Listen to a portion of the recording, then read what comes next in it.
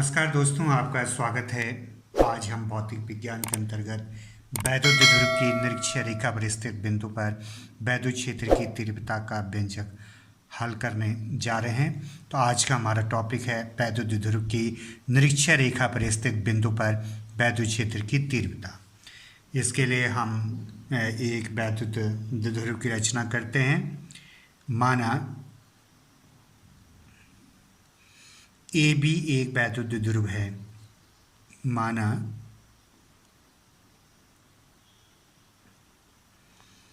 इसके एक सिरे को बिंदु ए मान लेते हैं और दूसरे सिरे को बिंदु बी, और ए सिरे पर जो है माइनस क्यू आवेश और बी सिरे पर जो है प्लस क्यू आवेश। ठीक है, इस द्विध्रुव का जो है मध्य बिंदु ओ है और इस पूरे द्विध्रुव की जो लंबाई हमको पता है कि 2l होती है। ए से बी तक की दूरी जो है, अल्पतम दूरी जो है 2l है वैद्युत द्विध्रुव की। तो आधी दूरी जो है मध्य बिंदु ओ से ए तक की दूरी l हो गई है, l दूरी, और o से b तक की दूरी भी l हो गई है, l प्लस l 2l। ठीक है, अब इसको लिख लेते हैं। माना ए बी एक वैद्युत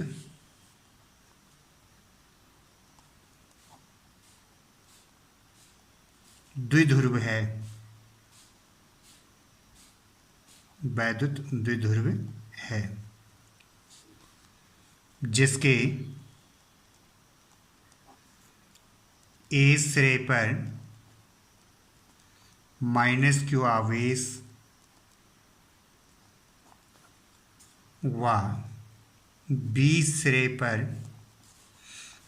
प्लस क्यू आवेश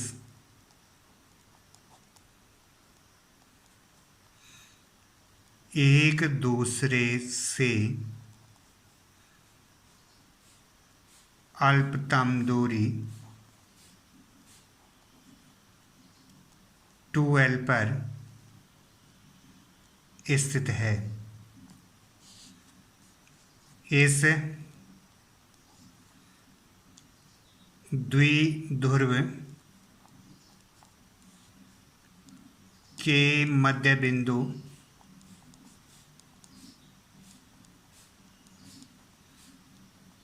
इस द्विध्रुव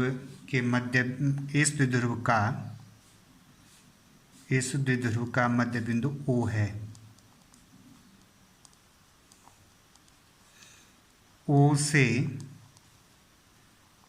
r मीटर दूरी पर निरक्षीय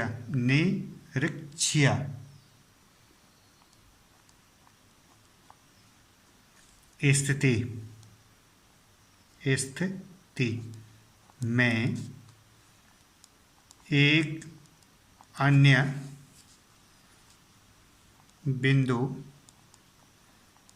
P है जहाँ पर वैद्युत क्षेत्र की तीव्रता ज्ञात करनी है।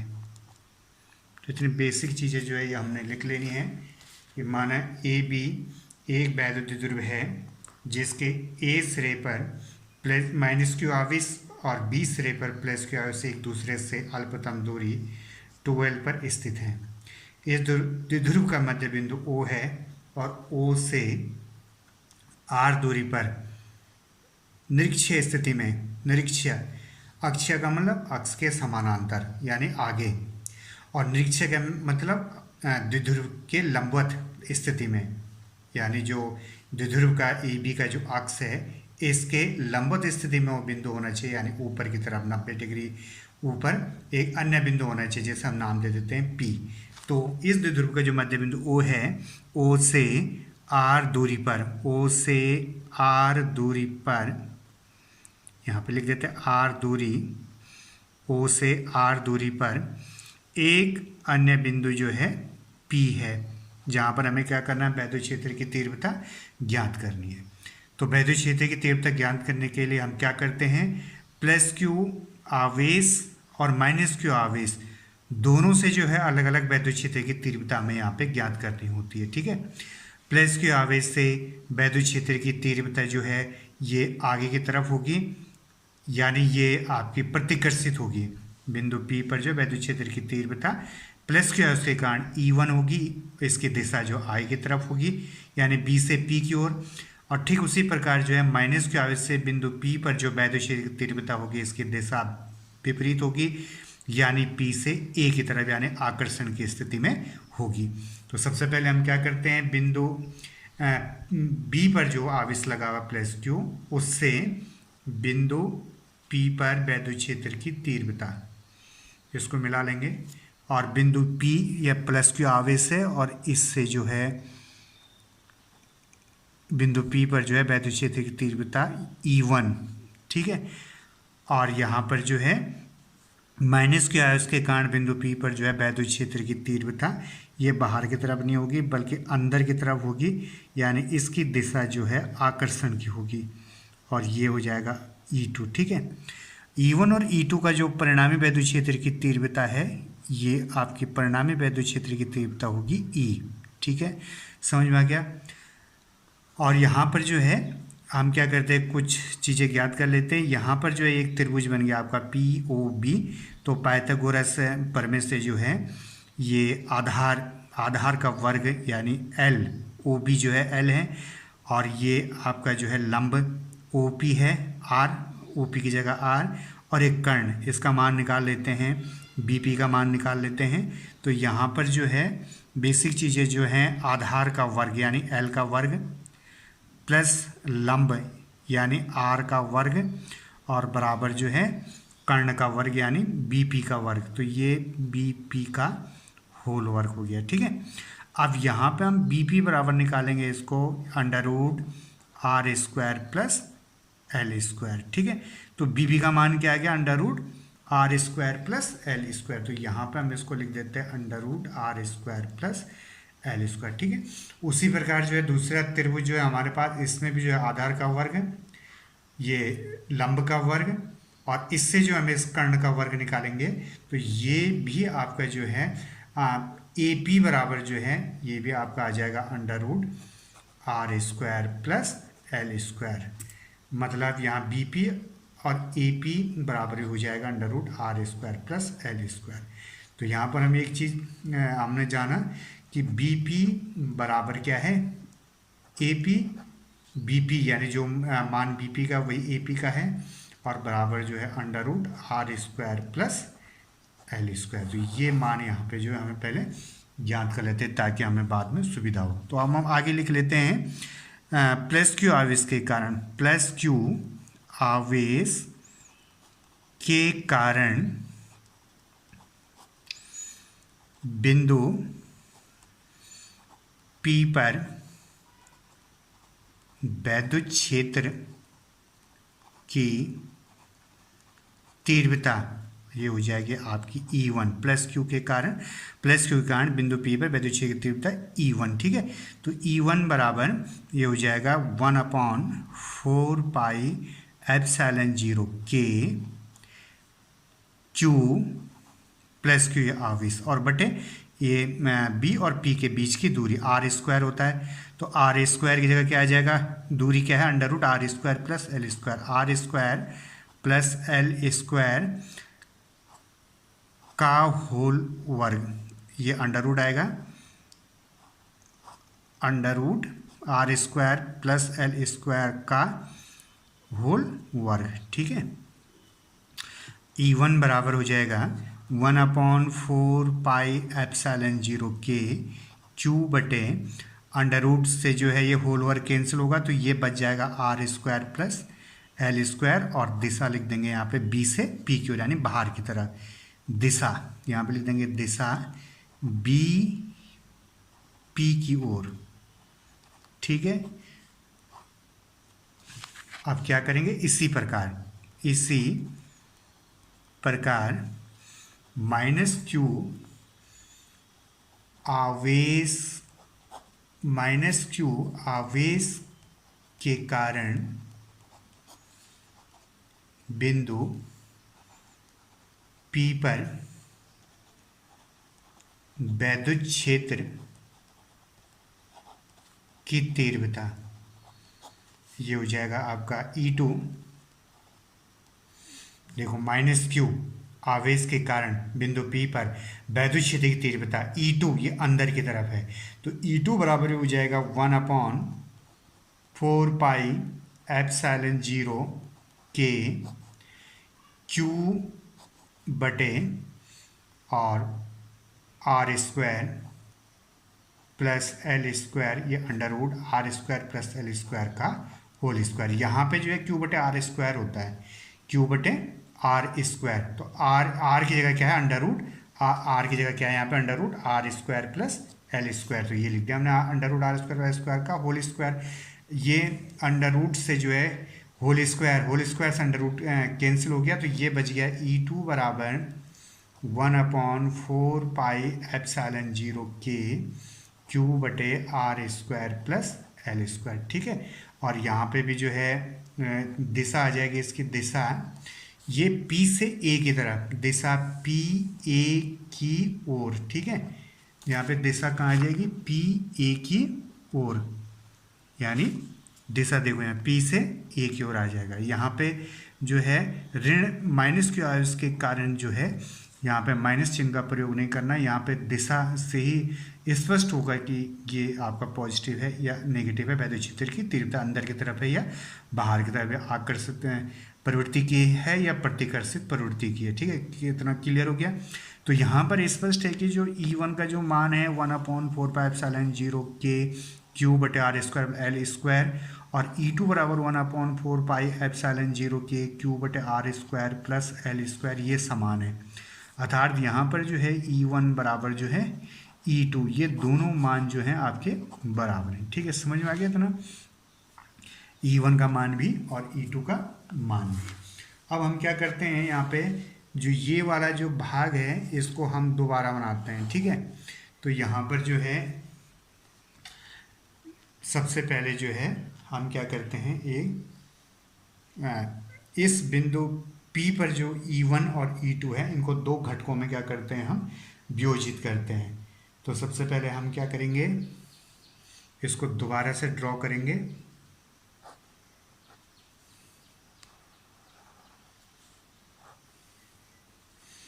देखो ये तो आपका वैद्युत क्षेत्र की तीव्रता E1 है, ठीक है। और ये नीचे की तरफ जो है ये देखो E2, ये वैद्युत क्षेत्र की तीव्रता जो है E2 है।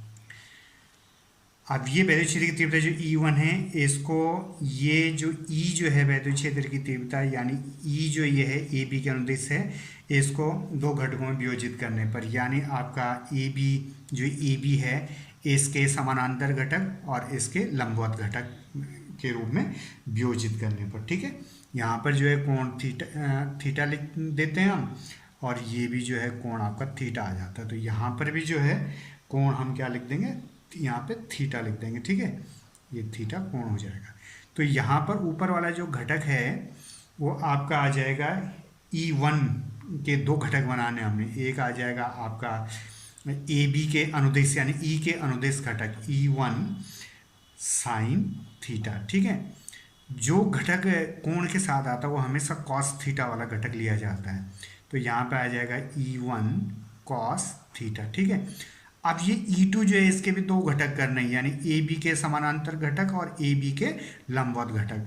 तो यहाँ पर जो है ये वाला घटक जो है E2 का, ये हो जाएगा E2 साइन थीटा, ये वाला घटक हो जाएगा E2 साइन थीटा, ठीक है। ये E1 के दो घटक करने हैं, जो E1 है ये वैद्युत क्षेत्र की तीव्रता, इसके हमने क्षैतिज और लंबवत, यानी क्षैतिज, ये क्षैतिज घटक E1 cos थीटा और लंबवत घटक क्या है E1 sin थीटा, दो घटक कर दिए हैं बिंदु P पर जो परिणाम वैद्युत क्षेत्र की तीव्रता E लगा हुआ है। इसी प्रकार जो है हमने ये E2 के भी दो घटक करने हैं, ये हो गया आपका क्षैतिज घटक E2 sin थीटा, और ये वाला जो है लंबवत घटक ये हो गया E2 cos थीटा, ठीक है। क्लियर हो गया इतना। E1 के दो घटक हो गए E1 sin थीटा, ये हो गया इसका लंबवत घटक, और ये E1 cos थीटा ये हो गया क्षैतिज घटक। उसी प्रकार E2 के भी दो घटक हो गए, एक हो गया आपका क्षैतिज घटक और एक हो गया आपका लंबवत घटक। एक हो गया E2 sin थीटा और एक हो गया जो क्षैतिज घटक है E2 cos थीटा। अब यहाँ पर क्या है, जो बिंदु P पर एक घटक लगे हुए हैं E1 sin थीटा और E2 sin थीटा, ये दोनों बराबर हैं परंतु इनकी दिशा विपरीत है। ठीक है, तो जब दो घटक बराबर और उनकी दिशा विपरीत हो तो एक दूसरे को कैंसिल कर देते हैं, यानी इसको हम नगण्य मान लेते हैं। उसी प्रकार जो है एक ही दिशा में लगे हुए घटक, यानी E1 का घटक जो E1 cos थीटा है और E2 का घटक जो है E2 cos थीटा, ये दोनों एक ही दिशा में लगे हैं। जब एक ही दिशा में घटक लगे हों तो ये परिणामी जो वैद्युत क्षेत्र की तीव्रता जो E है ये आपस में जो है जुड़ जाते हैं, E1 cos theta plus E2 cos theta. ठीक है, तो ये दोनों घटक जो हैं E1 sin थीटा और E2 sin थीटा ये परस्पर निरस्त हो जाते हैं, यानी E1 sin थीटा व E2 sin थीटा ये परस्पर निरस्त हो जाते हैं, निरस्त हो जाते हैं, क्योंकि ये बराबर होने के साथ विपरीत हैं, एक दूसरे के विपरीत हैं। वहीं जो है E1 sin थीटा, वहीं E1 sin theta E1 cos theta व E2 cos थीटा एक ही दिशा में होने के कारण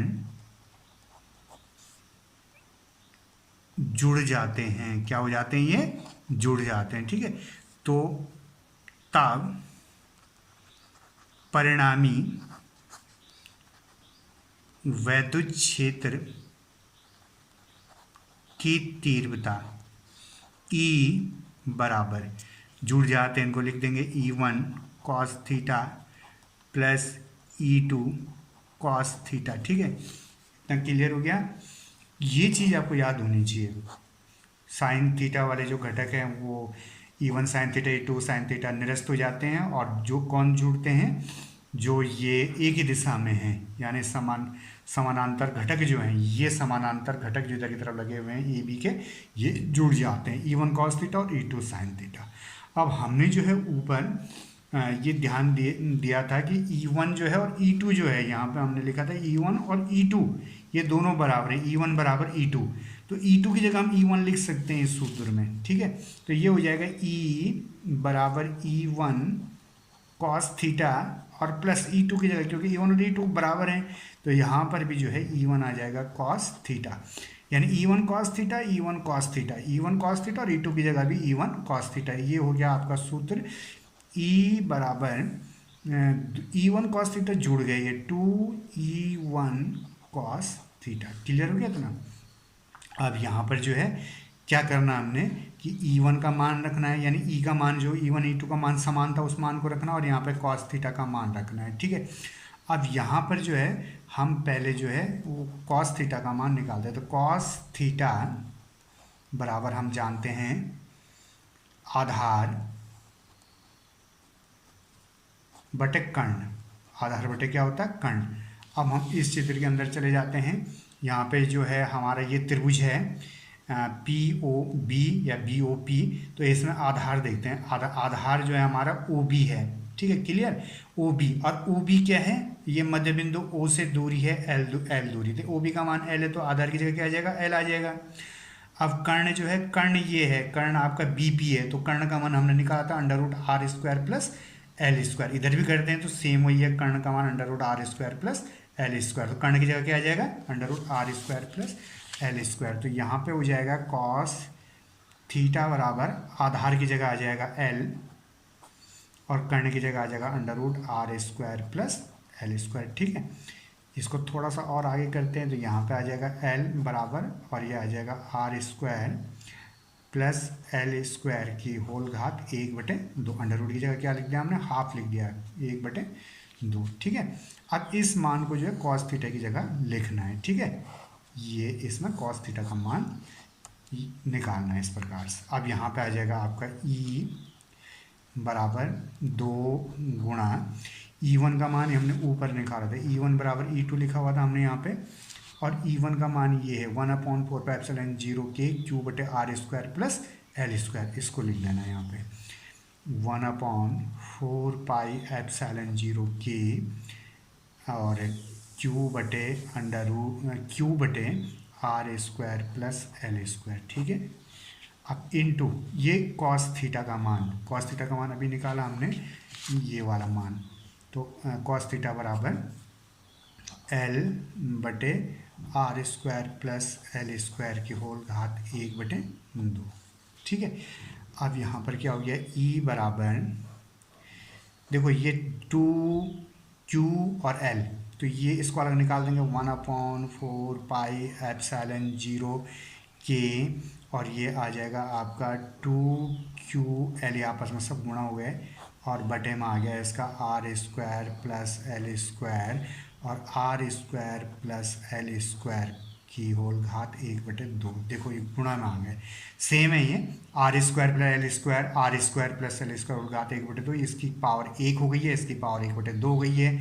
जब गुणा में होते हैं तो पावर आपस में जुड़ जाती है, तो यानी यहाँ पे हो चुका है 1 × 1/2, 1 से 1/2, 2 1 कम 2 और 1 3, यानी 3/2, यानी दोनों की पावर जो है यदि हम आपस में मिलाते हैं तो 3/2 हो गई है। तो E बराबर 1/4πε0K, और यहाँ पर जो है 2QL जो है, ये 2QL जो है इसकी जगह P हो जाएगा, P यानी वैद्युत ध्रुव आघूर्ण, 2QL की जगह क्या हो जाएगा P, और बटे ये हो जाएगा R² प्लस L² की होल पावर 3/1, 2 1 कम 2, 2 और 1 3, 3/2, ठीक है। और यहाँ जहाँ P बराबर 2QL ऐसे लिख देंगे इसको, वैद्युत द्विध्रुव आघूर्ण, वैद्युत ध्रुव आघूर्ण है ये, ठीक है। अब यहाँ पे क्या होता है, यहाँ पे 2 दूरी हैं, देखो एक इस सूत्र के अंदर एक R दूरी एक L दूरी है, और हम देखते हैं यहाँ पे जो हमने फिगर बनाया हुआ है, यहाँ पे जो L जो है ये काफ़ी छोटा है और R जो है ये काफ़ी बड़ा है, तो ये बड़ी दूरी है R, और L क्या है, छोटी दूरी है। तो बड़ी दूरी के सापेक्ष जो है छोटी दूरी को छोड़ा जा सकता है, यानी L को छोड़ा जा सकता है, या L को R के सापेक्ष नगण्य माना जा सकता है, ठीक है। समझ में आ गया था ना। तो यहाँ पर हम क्या करेंगे, यहाँ पे हमने करना है कि R जो है, जो दूरी हमारे पास है R और L, ठीक है, एक दूरी R है और एक दूरी L है, तो R दूरी जो है बहुत बड़ी है L के सापेक्ष, तो यहाँ पे हम ये भी लिख सकते हैं कि R² दूरी जो होगी वो L² के सापेक्ष बहुत बड़ी होगी, तो R² के सापेक्ष जो है छोटी दूरी को, इस L को जो है नगण्य, L² को नगण्य माना जा सकता है, अर्थात इसको छोड़ा जा सकता है। तो ये सूत्र हो गया E बराबर 1/4πε0K P/r², और यहाँ पे जो है L², को हमने छोड़ दिया क्योंकि R की तुलना में L काफ़ी छोटी दूरी है, तो हमारे पास केवल R² बच गया, और इसकी घात बाहर से जो होल घात है 3/2 बच गया। क्लियर हो गया था ना।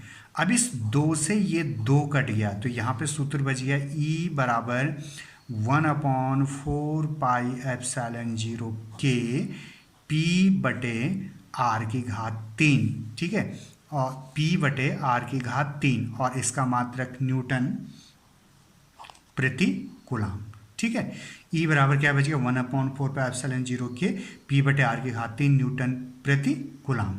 यहाँ पर जो है हम एक चीज़ और कर देंगे कि यहाँ पर निर्वात अथवा वायु के लिए, निर्वात अथवा वायु के लिए K बराबर 1, तो K की जगह हम 1 लिख देंगे, तो E बराबर, परिणामी वैद्युत क्षेत्र की तीव्रता E बराबर हो जाएगा 1/4πε0 P/r² न्यूटन प्रति कूलम।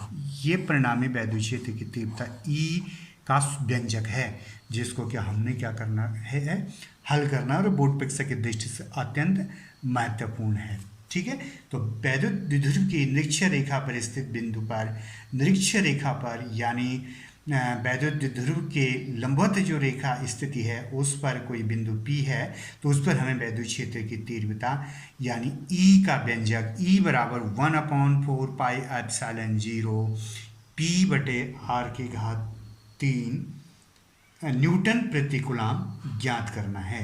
और वैद्युत क्षेत्र की दिशा वैद्युत द्विध्रुव के अक्ष के समांतर धन आवेश से ऋण आवेश की ओर होती है। तो इस प्रकार आपकी समझ में जो है ये व्यंजक आ गया होगा। और इस प्रकार के व्यंजकों के लिए प्रैक्टिस चाहिए, सतत अभ्यास चाहिए, और निरंतर अभ्यास के द्वारा ही जो है ये व्यंजक हल हो सकते हैं। और ये बोर्ड परीक्षा की दृष्टि से अक्षीय स्थिति और निरीक्षीय स्थिति वैद्युत द्विध्रुव के कारण काफ़ी महत्वपूर्ण है। तो इस प्रकार आपको वीडियो अच्छा लगा होगा तो लाइक कीजिए, सब्सक्राइब कीजिए और दोस्तों के पास शेयर कीजिए। धन्यवाद, थैंक यू।